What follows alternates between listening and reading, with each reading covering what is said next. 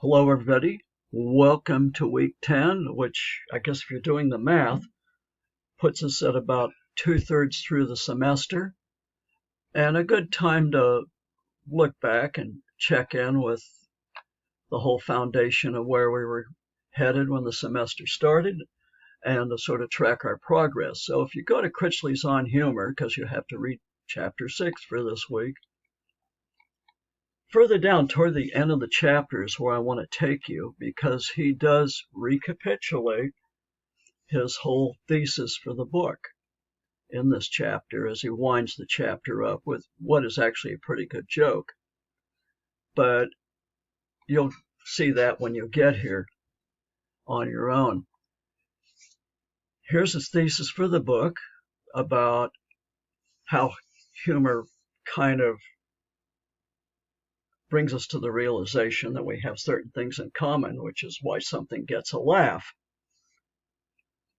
In his words, common shared life world practices, background meanings implicit in a culture, right? And of course, since the joke gets a laugh, it's contrary to the way things are in reality. It's a counter argument to the way things are. So, of course, it's offering a critique, which is why it's funny, because it's contrary to what we expect the logical conclusion to be. The illogical conclusion, known as the punchline, right? It's obviously a counter argument to reality. Keep that in mind.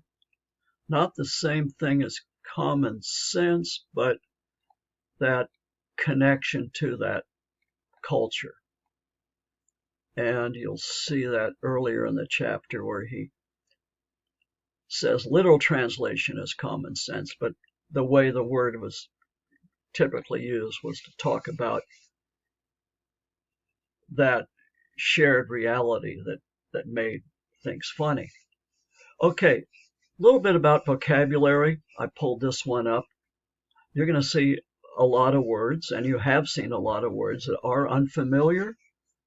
I hope you put your reading toolbox on the table next to you when you started reading. And obviously, when you see an unfamiliar word, you have two options. You can look it up right away and stop reading, or you can do a little detective work and try to figure out its meaning as you keep reading.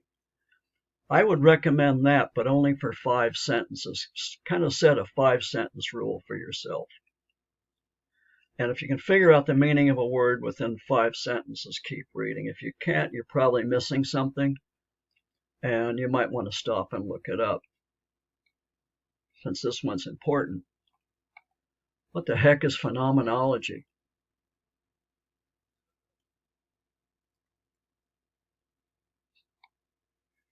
Well, if you pull up our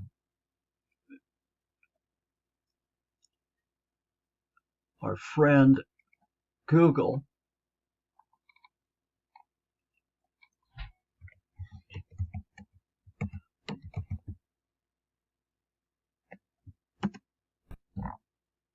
there you go.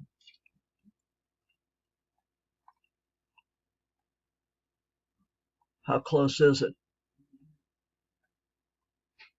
Pretty close in this case. But would you have guessed it? Well, that's a pretty deep question to ask yourself. But again, college texts and texts beyond colleges will have language that may seem unfamiliar to you. So you've got to have those reading tools. And I think that 5-sentence rule is a good one to follow. Again, you can figure out the meaning in 5 sentences. Keep reading. If you can't, look it up. Also, if you keep reading, you'll see that he does kind of tell you that it's not literally common sense, sensus communis. Latin, everything sounds better in Latin, right? At least most of the dirty words do. Anyway, you will see that as you read, And definitely, I'm taking you backwards, I know, but go all the way up to the beginning and start reading there. That's my best advice. And you will encounter this little piece about the history of comedy back in the days before there were parliaments and congresses and the other institutions of democratic political systems where there was just a king. You had a court jester, which they kind of disappear when parliaments come along. I don't know, is a Congress or a parliament a replacement for a court jester because it's a joke? Probably not. But that's when you have that, you can argue with whoever's in power, which you couldn't do when there is an absolute monarch who had total power. You had a court jester to entertain the court. He was the only one who could get away with making fun of things. It was a court jester back in medieval times. Keep an eye out for that. It's important.